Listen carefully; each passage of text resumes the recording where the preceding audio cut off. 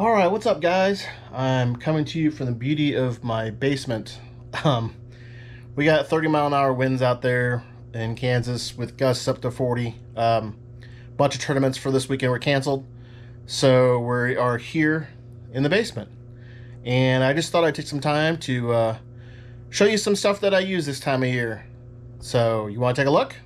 Here we go. Yep, that's right. Topwater. I love throwing topwater. So I'm going to go ahead and take some time and go through all my favorite baits with you today. And I'll go through the rod setups too. And then another time we'll get in depth more on how I actually fish each one of these baits. So, because it's pretty specific, I'll talk about it a little bit today. But right now, the main purpose is just for me to go through some of my favorite baits with you. And maybe they'll work for you. All right, here we go.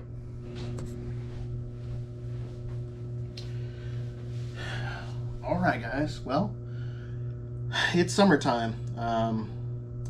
Most places in the country, especially here in Kansas, we are definitely post-spawn going into early summer fishing. And so that means fishing topwater.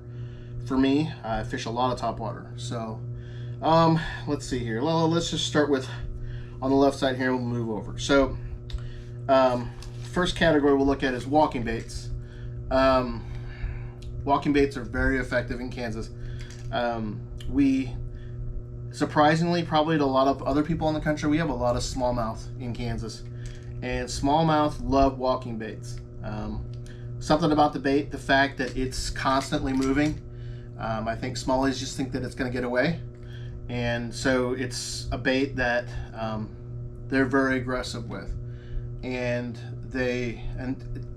you tend to catch pretty good fish, pretty good sized smallies on topwater. So this first one here is a shower blows. I think it's the 125 size or so. I'm not positive. So, but in any case, that's that one. It's a very big bait. It's kind of like what they used to call like a pencil popper size style. So, but anyway, the shower blows is a very popular bait. Then another one that's really, really popular is a Lucky Craft Sammy. And this color here is kind of like a bone back and sort of glittery sides. It's just a good imitator for shad, especially in our part of the country where we have a lot of gizzard shad. We have all gizzard shad basically here in Kansas. We don't have threadfin shad. At least I'm not familiar with any major reservoirs that have threadfin. We have gizzard shad, which are the larger variety of shad in general. So anyway, that's Sammy, and here's just another paint job on one. I actually had this one custom painted, I believe. But just another kind of a bloody shad imitation. Those baits have always caught me some good fish. I'd be remiss if I didn't actually show you this one. This is, some guys will probably recognize this bait. This is a Reaction Innovations original Vixen. They don't make this actual bait before. It's been a lot of places, a lot of companies have tried to reproduce it, get the same plastic, the same sound, but I don't know. The closest I've found is this Xcite baits Heckler. And I have this one in a kind of a clear, bone and clear, very good, popular colors for our part of the country.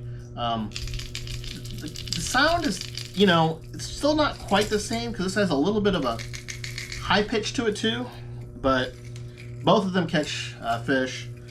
It's just that I have a lot of trust that you can see that that bait has a lot of wear on it. It's caught a lot of fish. So in any case, you know, those are my main walking baits that I'm going to use this time of year. Walking baits in general, I'd have to look to be sure which ones come with tail feathers and which ones don't. This is the only one that I have, I think, here that doesn't have a tail feather on it right now. I put tail feathers on all my walking baits. I just believe in them. I believe that it's just an extra attraction for the bass, and it has kind of like you know, it'll breathe a little bit and stuff when you pause the bait, if you pause it. And you do pause, I mean, I do pause some of these. I don't always straight just walk them, especially when I'm fishing for largemouth. I will pause and work them slower and stuff. And then that, on that pause, that tail feather, you know, it kind of sort of breathes a little bit, and you'll get some extra strikes for that, I think.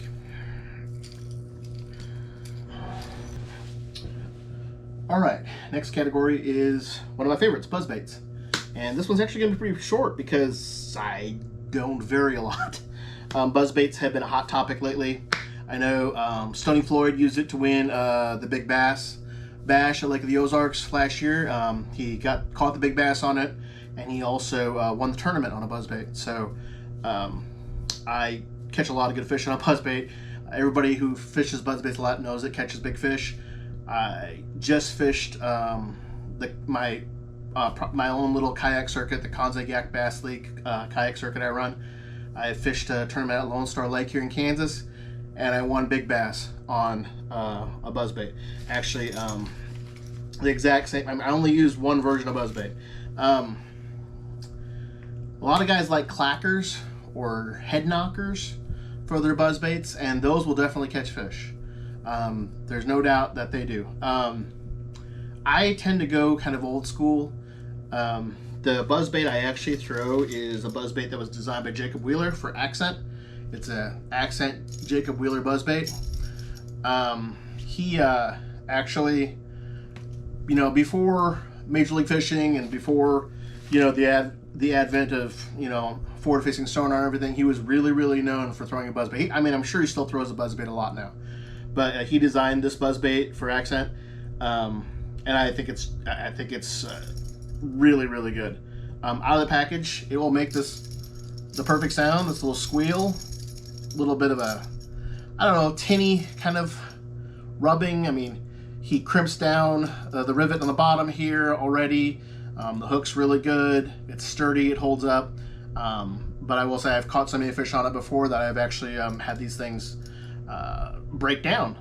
Fish hit them so much. So, but it makes two different sizes. You actually have the regular here, and then they also have a Finesse, and the Finesse has caught me just as many or more fish than the regular. But they don't have clackers or anything like that, just the good old school buzzbait. I remember when they first came out in the 80s, Lunker Lures making buzzbaits, and I lived on a lake, and I thought it was the greatest lure ever, and it would catch everything. When I say everything, I mean it would catch me largemouth, it would catch me smallmouth, it would catch me pike, it would catch me muskies. They were just fantastic lures, and I tried to always save up my money and have some. Black. I basically only throw a black buzzbait. I can't tell you exactly why, other than the fact that it's always just been better for me. So I always throw black. You'll notice that these ones, well, at least this one does, and I tend to steal them back and forth from buzzbaits. This one has a trailer hook. I always fish it with a trailer hook.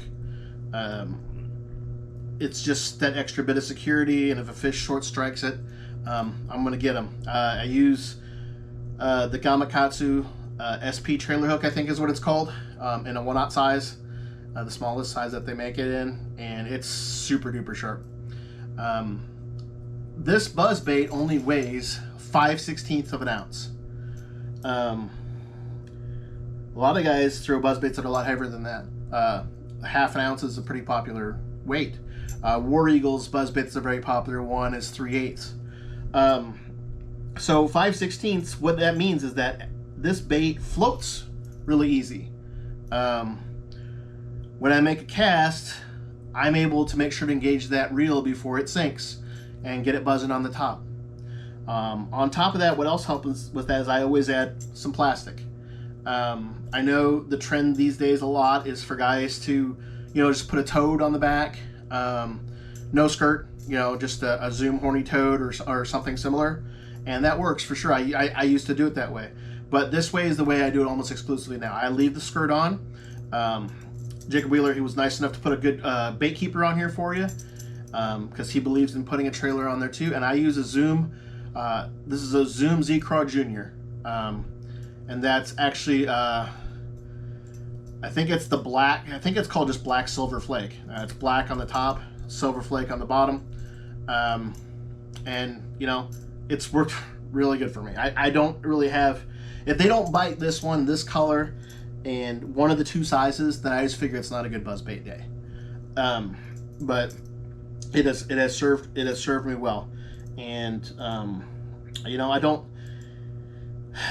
Why I go with black versus white? I mean, we'll just say that this is, if you're a fish and you're looking up at a bait, and the sun's, and you know, it's silhouetted against the sun or whatever, not, and you're just gonna see the bottom. It's gonna look dark. That's the way I figure it. So I don't really worry about it. I do the little bit of flash just to catch some of that sunlight or whatever, and I will catch them all day on a buzzbait if they're biting it. But that's my buzzbait selection. Very, very simple.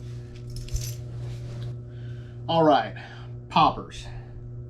If you guys watch any of my videos, you know I throw poppers a lot. And I can only tell you that I do it because I just believe in it. And I have caught a lot of big fish on poppers. They catch all sizes of fish. Don't think that just because this bait is small that it's only going to catch little fish. Some of the biggest fish that I've weighed in or measured in a kayak tournament have come on a popper. 20-inch smallmouth, 21-inch largemouth. You know, heck, I've even caught channel cats on poppers. But there are specific characteristics, I believe, that make some poppers better than others. But I basically throw two, and then I have one extra here, one here, just to show you for fun. But the two that I throw generally are a Yellow Magic and a Evergreen Ones Bug.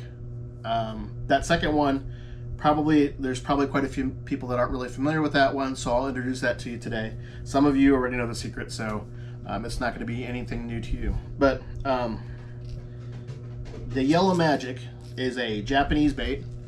It's a Japanese popper. This is like a smoke shad color.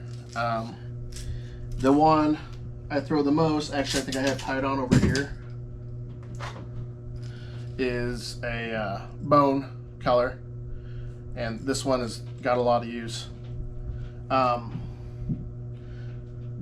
that Yellow Magic comes in two sizes. I think it's a 1/4 ounce and a 1/2 ounce. I throw the 1/2 ounce. It's still only like a 3 and a 1/4 inch bait, I think, maybe 3.5 inch bait. So it's pretty small. It's pretty small. Yeah, it's called a Yellow Magic Magnum, I guess, right here on the back of it. But it's a very productive bait. Besides the Yellow Magic, the other one I told you I throw is the Evergreen Ones Bug. This is the one in the color that got it all started for me. This is not the original that I had, but it's the same color. And some of these colors can be hard to find. I specifically searched them out on whether it's eBay or Japanese websites, wherever, to find them.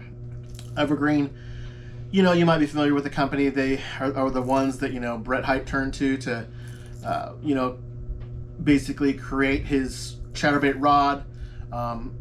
Z-Man jackhammer always was made by Evergreen in association with Z-Man. And so, but Evergreen makes some very good baits. The shower blow is made by Evergreen too. But the Ones Bug is 3/8 of an ounce. It's not the easiest bait to throw. You need to have a fairly limber rod to get it out there. But when you do, you can count on it to get you some bites. I guess it's what you would call finesse popper. I basically throw finesse poppers. I don't throw any big poppers. Yeah, you know, I know that Rapala made, you know, and Storm made some bigger poppers in there for a while. I tried some of those. They just weren't as productive for me. So I have this Ones Bug. I have it in a lot of colors. I have that foil bluegill kind of color. I have the bone color. I have a clear one. I have another variation on the bluegill, and I have probably like 4 more variations of bluegill. Throwing this bait around bluegill beds is deadly, and they can't resist it. It drives them crazy. I think poppers are just great baits. I think that how you fish them is really important in terms of whether you get more bites than the guy next to you. And when we do a popper video, I'll kind of give you some more specifics on that, I hope. So, and the one that I wanted to show you that was just kind of one that was a different one. It's called a Blinksy. I don't even remember the brand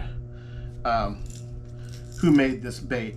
It was one that like the guys from Tactical Bassing recommended at one point in time. It's kind of cool because it has that cupped popper face, but it has a little spinner on the bottom there, and just creates, you know, a little extra flash, a little extra traction. This exact bait caught me a 5-pound smallmouth out of a state fishing lake here in Kansas. So it's a good little bait too. It's got a little prop in the back for a little extra bubble trail, and that's a good bait. But poppers, don't overlook them. Don't think, you know, that they don't catch big fish for you, because they can. You just got to know the right situations to fish them in, and we'll get into some of those. Okay. All right. Whopper, ploppers, and choppos. We all know, kind of like, or at least most of us are familiar with the origin of the Whopper plopper. It was the first plopping style bait that was introduced by River to Sea. Larry Dahlberg helped them develop the bait. Originally, it was going to be a musky bait. It's fantastic for largemouth, smallmouth alike. I fish a few sizes, but it might be different than what you may think. Whopper ploppers generate big bites, and they are great for covering water. They're I fish them in the same areas that I fish. Generally, I fish the walking baits. A little bit more open water tends to be. I'll still parallel structure with it and stuff like that, but it doesn't get thrown into cover and stuff like a buzzbait would maybe, or more so, or even a popper when I'm placing a popper in a specific spot. It's a more of a cover with the water type of topwater, similar to like a buzzbait or a walking bait. Really similar to a buzzbait, obviously, except for the treble hooks, different sound, a different profile. And I believe that smallies love ploppers, or they hate them, or one of the two. I don't know what it is, but I've gotten some of the most vicious strikes from smallmouth on plopping style baits of any type bait that I throw. And I tend to, when it comes to smallmouth, I tend to throw the big ones. I believe that smallmouth are opportunistic predators, and they want to eat the biggest stuff. I can't tell you how many times you get a smallmouth, and if it's in a boat tournament, I put him in the live well, he'll choke up a big old gizzard shad, you know. And so I throw the big ones. This is a bone-colored original Whopper plopper. That's the 130 size. And then the one I throw probably the most is I throw a Choppo a lot. I think the bait's very, very similar, but makes a little bit different plopping sound than the original Whopper plopper.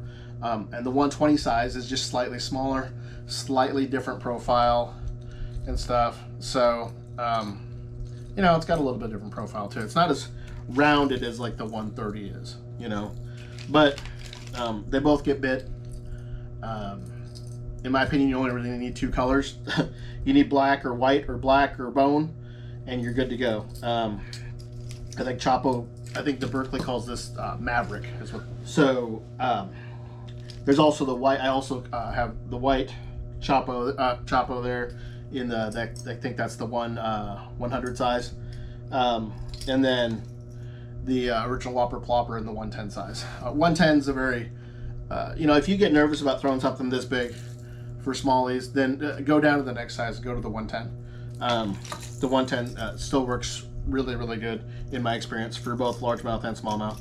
And then I do have one of the little 75s in black. You know, to be honest with you, I haven't thrown this bait that much. It has caught a few fish.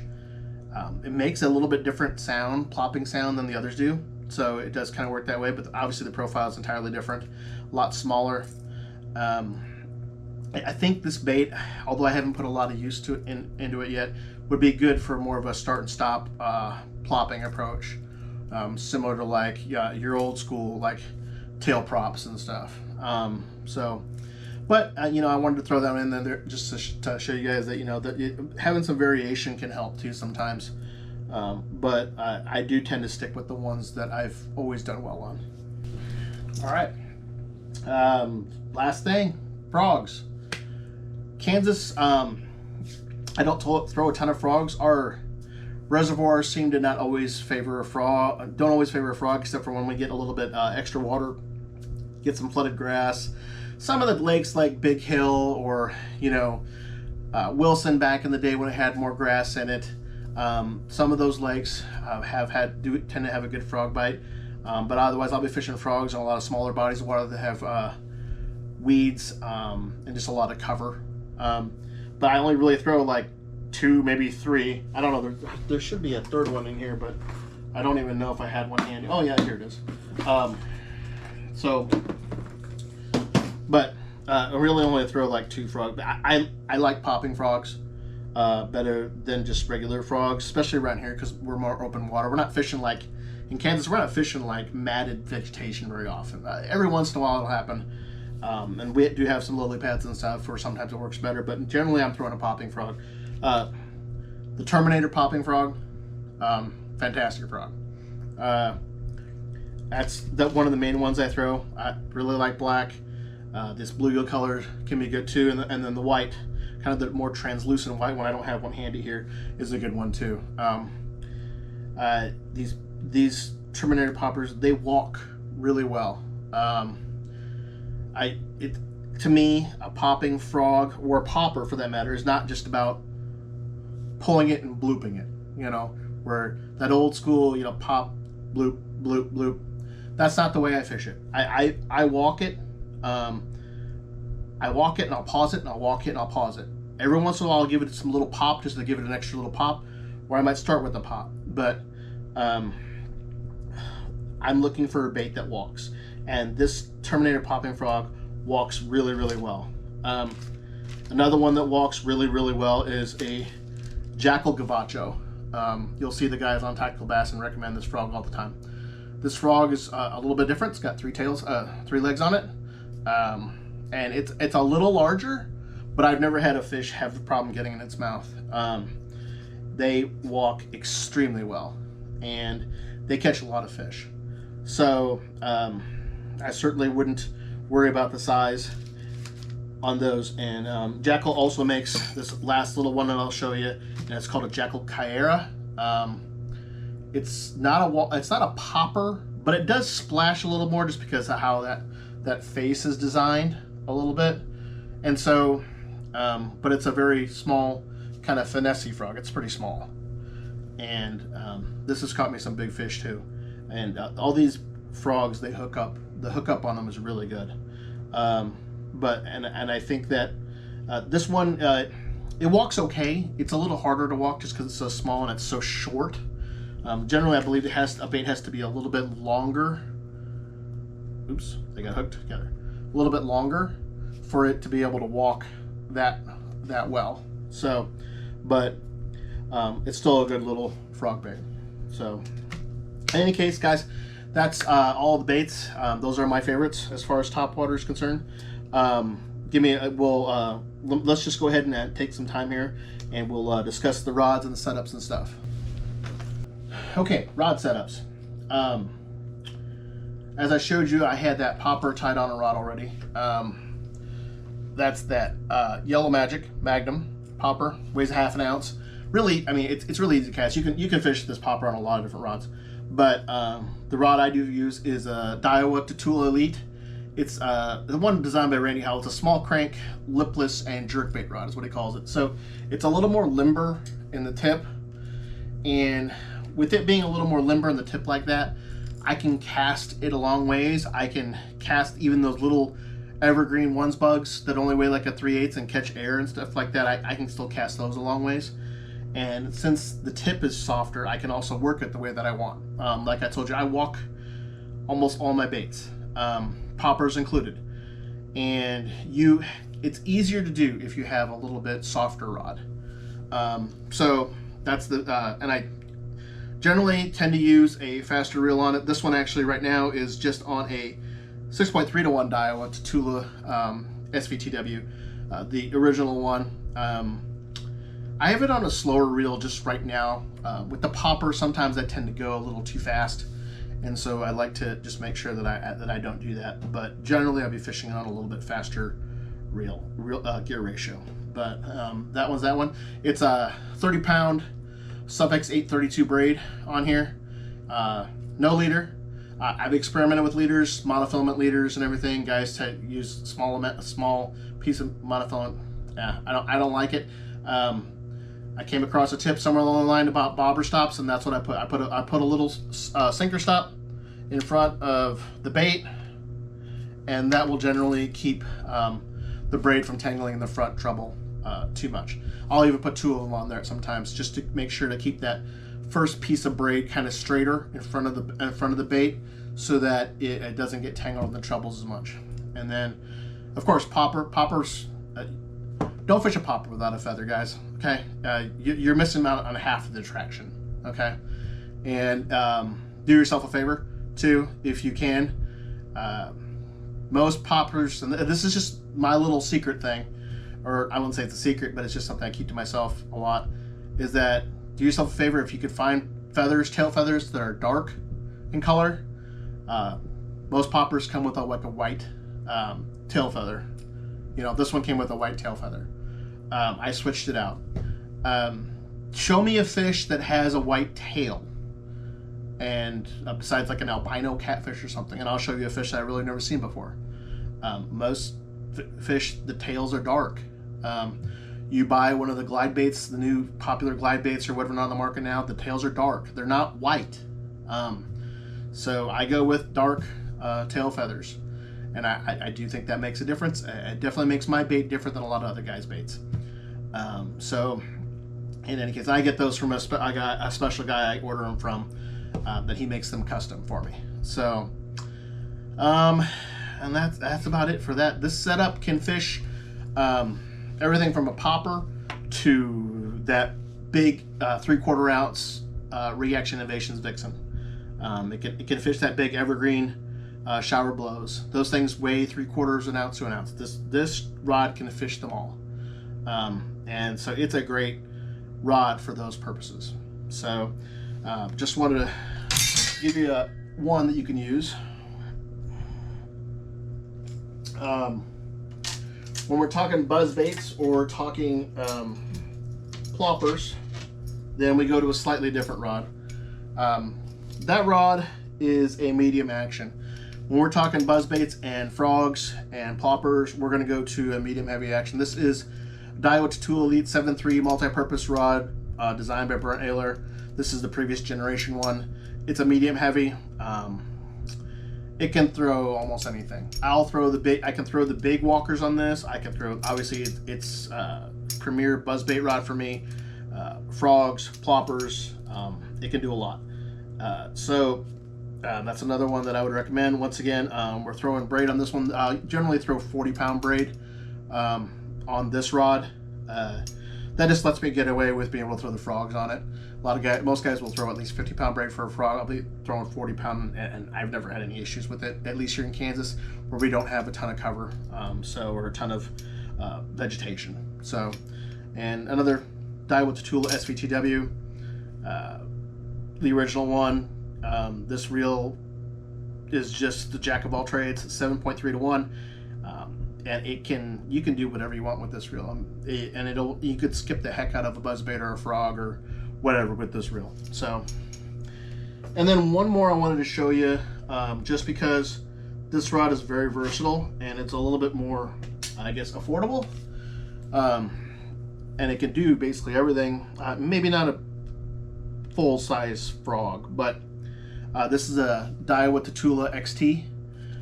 This rod, last I checked, at least Daiwa changed the pricing on it.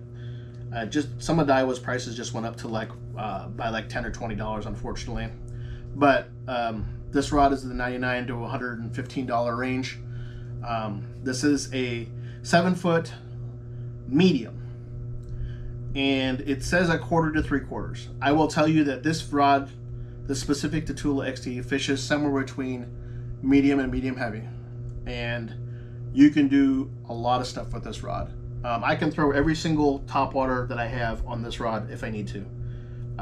The frog might get a little sketchy setting that really big frog hook at distance, but other than that, nothing else that I'd be afraid to. It can throw the little itty bitty poppers, and it can throw the 1 ounce ploppers and vixens. So it's a really, really good rod. That's the Daiwa Tatula XT. That about wraps it up for this, guys. This is kind of a long video, and I'm going to try to break it up into chapters for you so you can just kind of get to the parts that you need if you want. And I'll link everything, all the baits and stuff. I'll put them down in the description. Hopefully there's links to most of those baits that I can give to you on Tackle Warehouse or whatever not. But in any case, if you don't want to have to keep going through the video, hopefully it'll all be all down below. All right. Anyway, till next time, guys. Thanks a lot.